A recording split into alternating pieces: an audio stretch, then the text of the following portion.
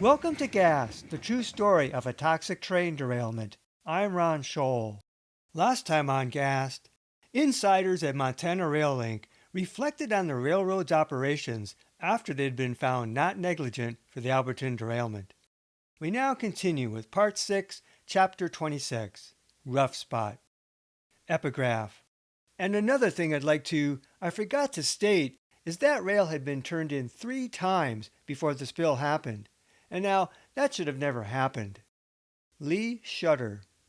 The day before Ted Lyon's closing arguments, I asked if he knew about Lee Shutter's November 2000 testimony to the EPA ombudsman that a rough spot on Curve 155 was turned in 3 times to dispatch by 3 different train crews. Lyon was taken aback. No, I didn't know about it. That's the first time that it's ever been called to my attention. Did you miss his testimony? Lyon asked Michael Yesasaga, his assistant who attended the hearing. Yeah, I guess so, Yesasaga said. Perhaps he had left the room. If so, apparently no one on Lyon's staff later read the transcript of the hearing. Someone took notice because the next day, a Sunday, Shutter got a call from someone representing themselves as being from the EPA, though Bob Martin verified that his office did not call and no one else associated with the EPA attended the hearing. It was probably somebody from MRL, Lyon said. No, I had no knowledge of that. Boy, that would have helped us a lot in this case, if we knew that. A massive understatement. And if he, Shutter, won't tell you who it was, then you're dead. I think that's probably more likely than not to be true, Lyon said. Lyon was speculating as he processed the information.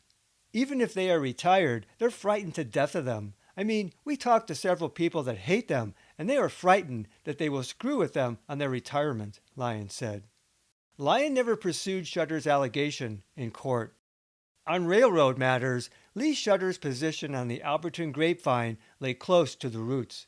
Did the father of the assistant engineer have accurate information? During the Austin trial, Billy Shutter declined a personal interview. He eschewed the media after the first few days of the spill. On the record, he and engineer John Caswell said they experienced no problem with Curve 155 on April 9 during their outgoing trip west, and Shutter also denied hearing that any other train crew had noticed a problem. Whoever his source was, Lee Shutter declined to reveal them. But his was a startling allegation that no one, not the media, not plaintiff lawyers, not Martin's office, ever investigated. Except for the mysterious caller, when someone purporting to be with the EPA asked Shutter questions about his family's exposure history. When I asked Shutter if rough track on Curve 155 had been officially documented, he said, I don't know, the engineers just tell them, the dispatchers, that they've got a problem.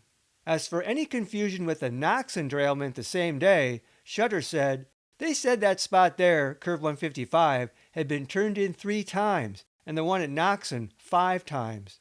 Shutter said that when the EPA called him, they also asked for his son Billy's unlisted phone number. Billy Shutter had not testified at the hearing.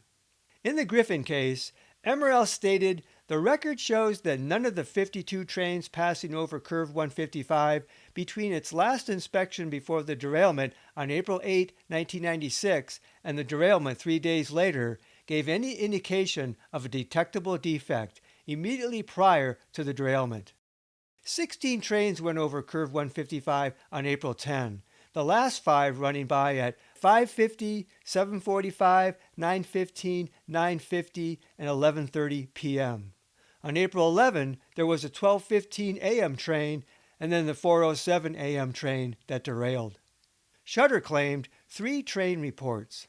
MRL attorneys claimed not a single train crew reported track problems at Curve 155.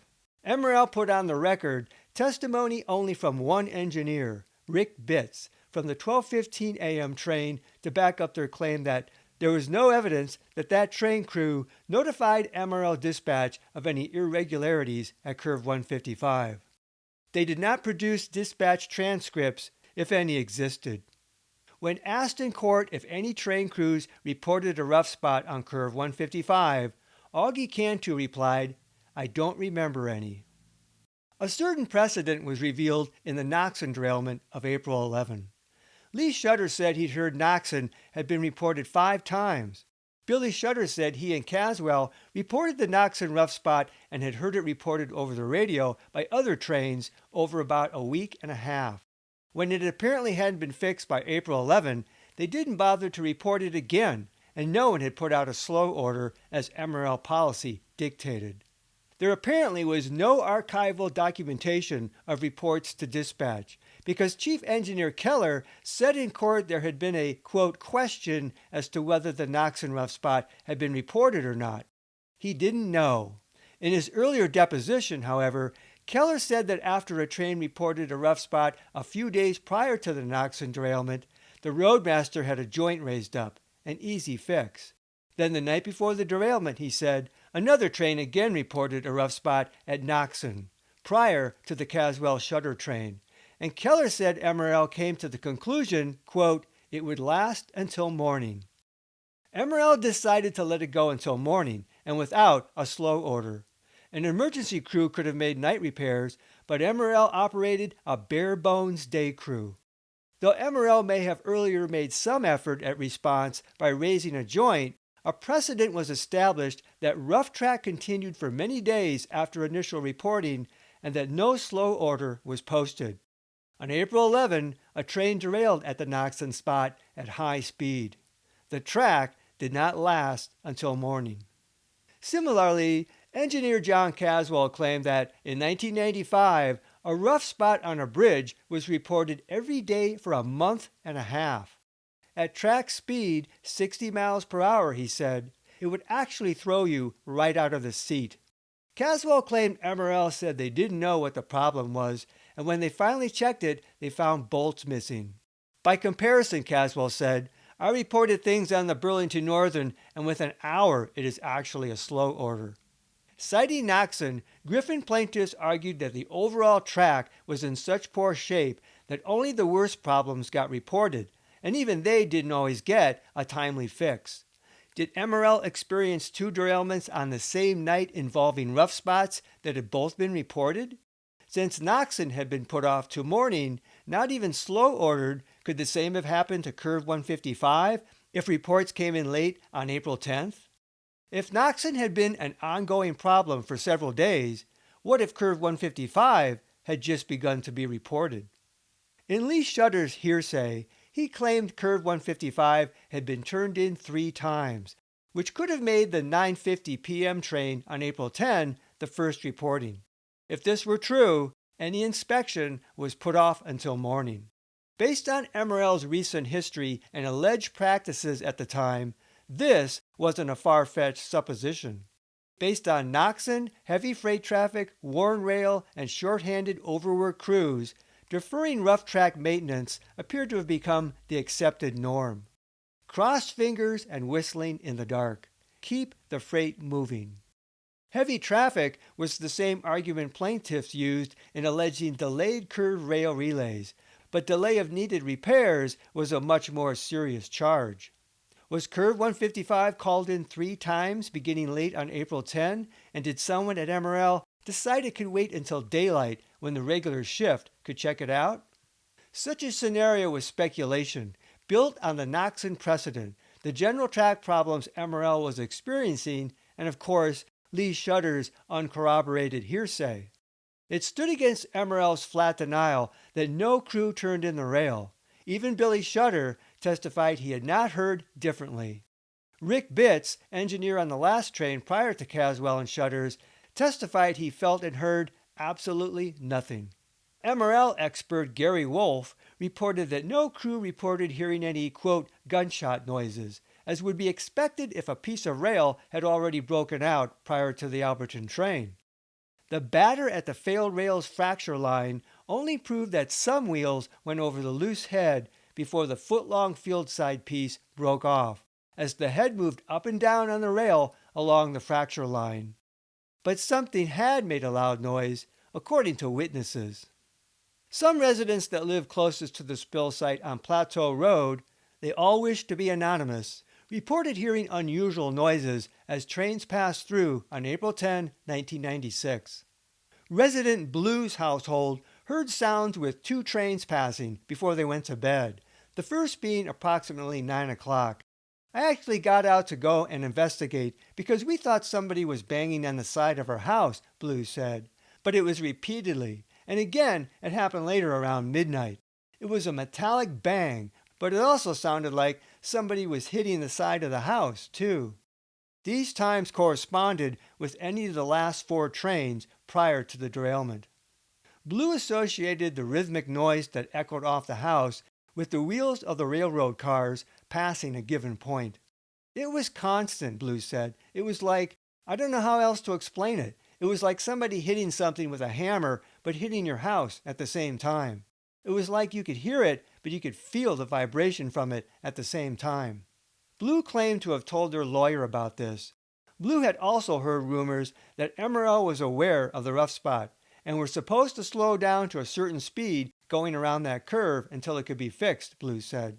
Blue is certain this information pertained to Curve 155, not Knoxon. Many years after the derailment, Plateau resident Gray remembered few details, but recalled weird noises sometime on April 10. The train has just like a normal sound when it goes by, Gray said, and if there's something different in there, you kind of notice it. It sounded more like there was a gap in the track, like the track was sinking too far at a point. Kind of like as it would go by, chung chung, chung chung. Plateau resident Red reported a similar story.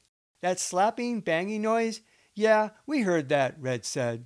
Red thought they noticed it sometime in the afternoon of April 10, when a train passed. Just a constant banging, and just every time the weight got on it, you could hear it bang, Red said. Red lived further away and didn't get the reverberation against their house like Resident Blue did. Oftentimes, Red didn't even notice when a train went by, but this noise was unlike any Red had ever heard before.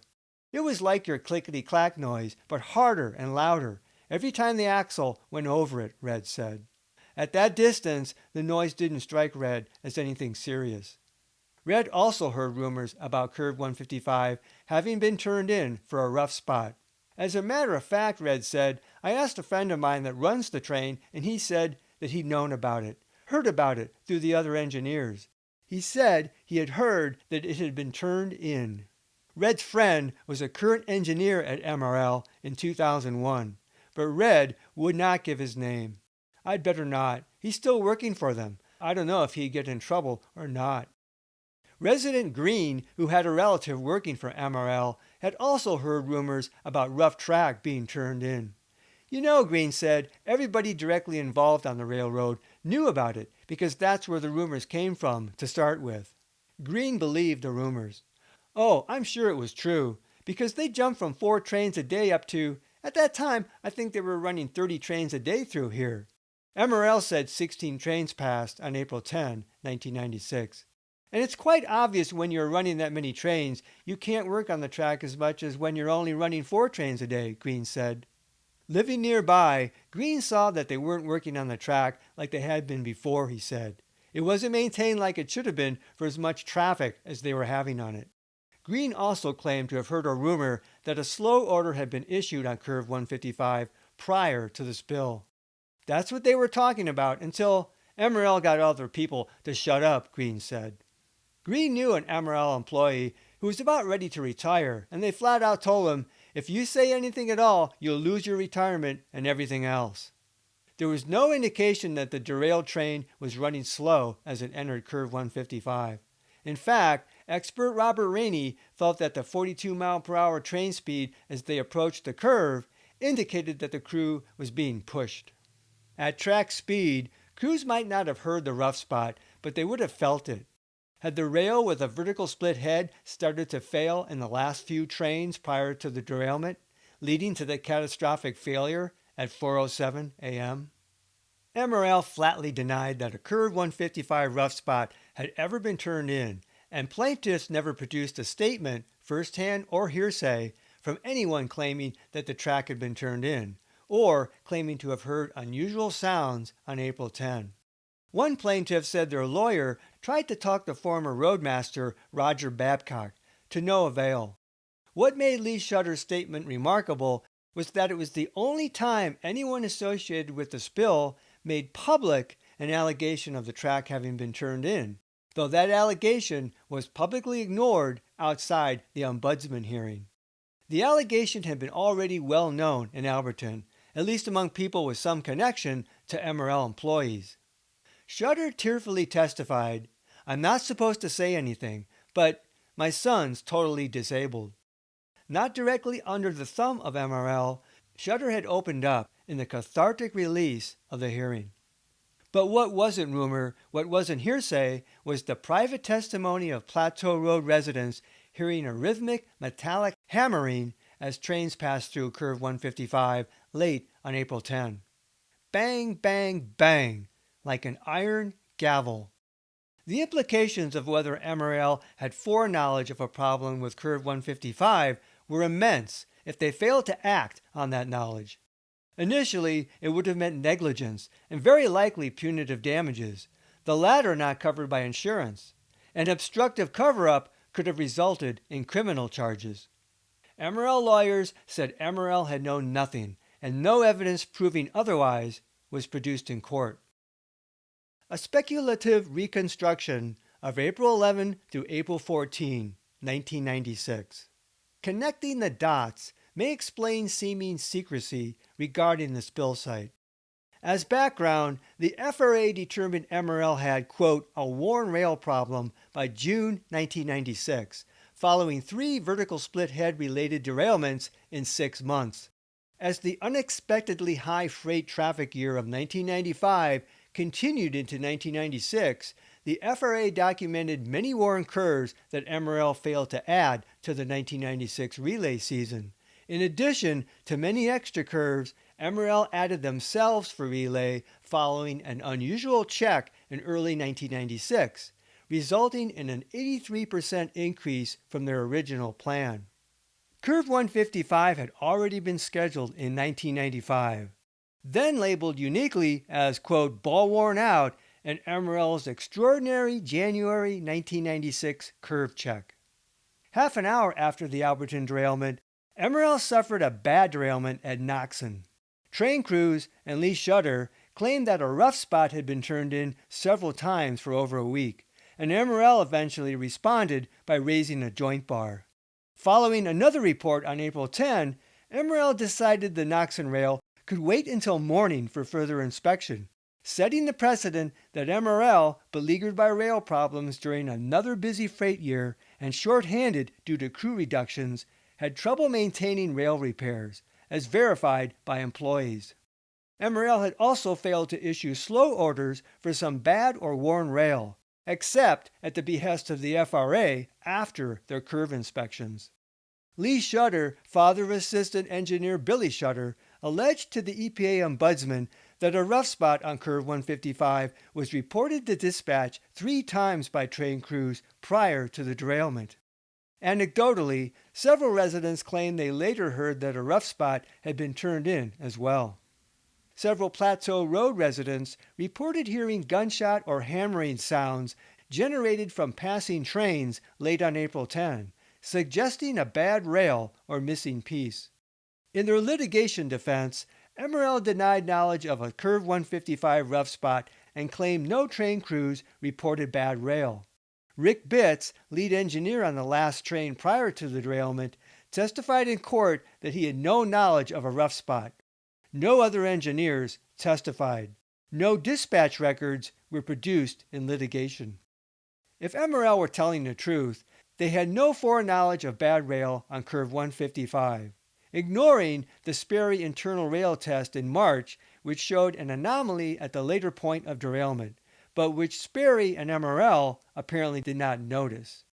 If Shutter's allegation were true, MRL potentially faced liability charges, punitive damages, and even criminal negligence and obstruction.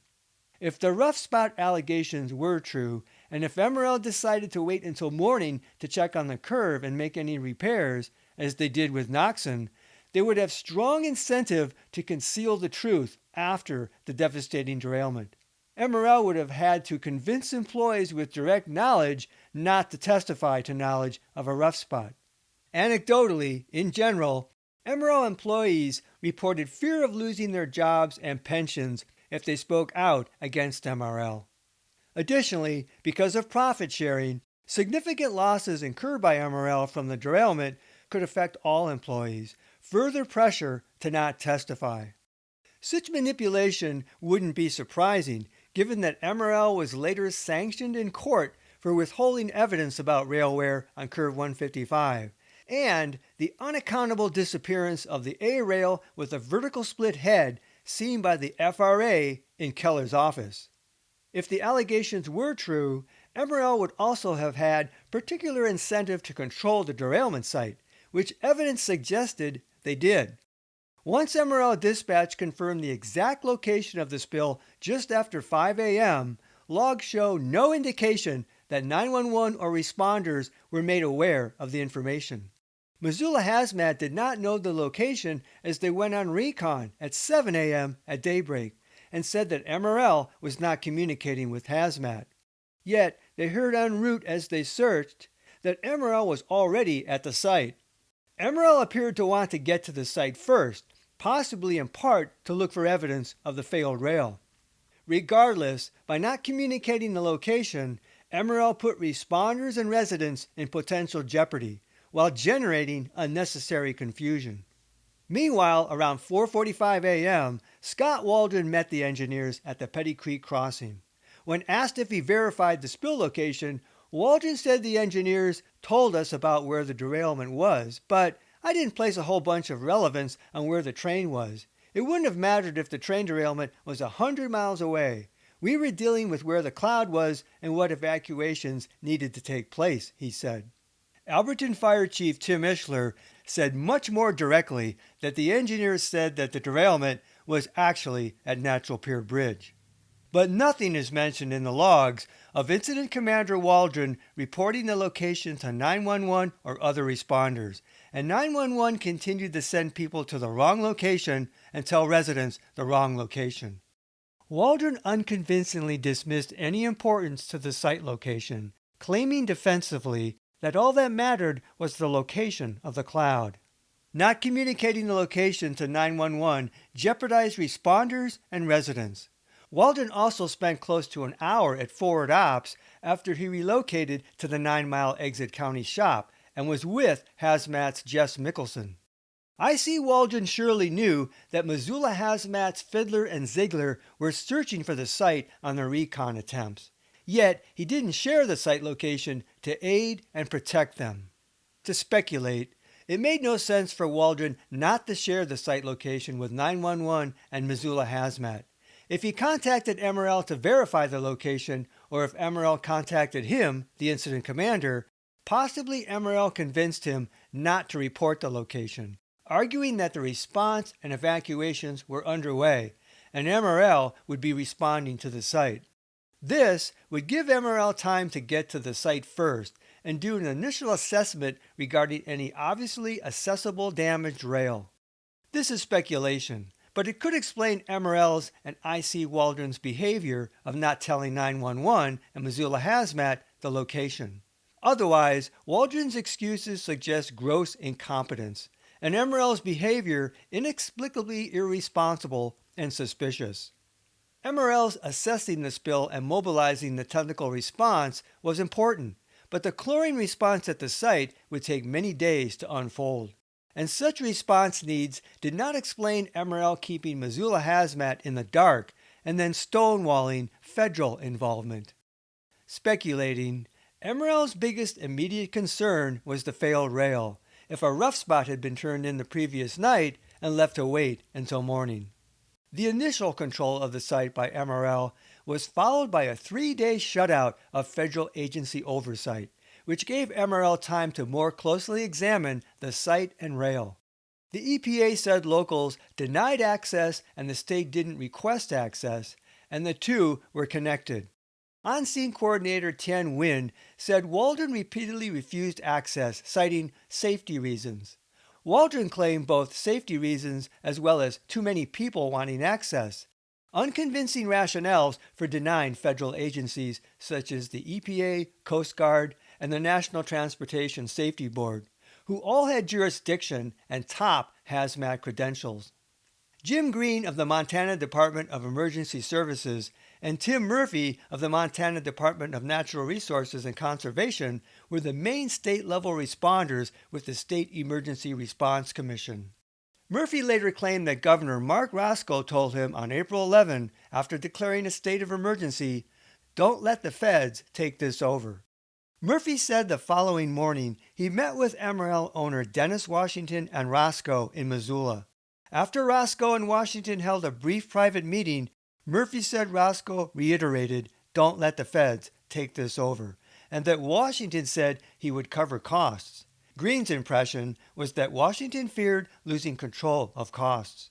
This reiterated demand suggested that Roscoe and Washington had already talked the previous day. But Washington's alleged concern over controlling cost seemed an unlikely true motive for stonewalling the feds, since federal involvement was inevitable, and the EPA typically allowed corporate mobilization of resources with EPA oversight, which is what happened. The logical and really only way for Murphy to implement Roscoe's edict was through I.C. Waldron, though Waldron never admitted to this. Waldron was the only one empowered to, quote, "not let the feds take this over" at the scene, and he made sure they didn't for 3 days. Some state and local officials seemed to support the federal shutout as a sort of turf fight, wanting to prove that they could handle the response from an incident command perspective. They would have been unaware of any ulterior motives of MRL and Washington regarding failed rail, being willing participants in promoting what state and locals could do in emergency response. Governor Roscoe, however, a former Montana Attorney General, chose to abet his friend, regardless of what Washington told him. During these 3 days, MRL seemingly overlooked a dead body. If they had found the body, and they probably should have, reporting it would have jeopardized site control. While Missoula Hazmat made a few visits after they found the site, they were of brief duration as they videotaped the toxic cars, with MRL on hand, and Missoula Hazmat quickly realized that they had no expertise to control and remove the remaining chlorine. Federal agency eyes, including the NTSB investigator, were another matter entirely. They would scour the site. On the 4th day, the feds gained access, and the EPA quickly found the body. MRL maneuvered over 3 full days to control the site. The only clear advantage seemed to be to give them time to search for damaged rail, a concern especially heightened if a rough spot had been turned in and left till morning. A surprisingly large amount of the failed rail went undiscovered, and some was lost and even disappeared. A railroad is made up of people. The men and women who work the long shifts, who oversee, maintain, and ride the rails, whose families often live near those very tracks. So many other people had fled choking in terror that night. So many others suffered illness for the rest of their lives. One had immediately died. If the allegation of the track being turned in were true, no one came forward to give witness. If the allegation were true, the death of the Milwaukee would be only the second biggest betrayal to Alberton. Next time on Gas, the true story of a toxic train derailment. Under pressure from the failure to find Montana Rail Link negligent in court, most of the remaining cases settle, including Lucinda Hodges' family. Looking back over the past 5 long years, Hodges shares the chronic health impacts of her family's exposure. Until then, this is Ron Scholl.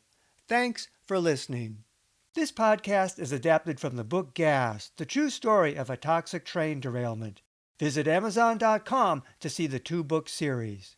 To access support material in the book, such as maps, photos, illustrations, and video links, visit my Facebook page Gas, the true story, or watch my Gas playlist on my YouTube channel at RL Scholl.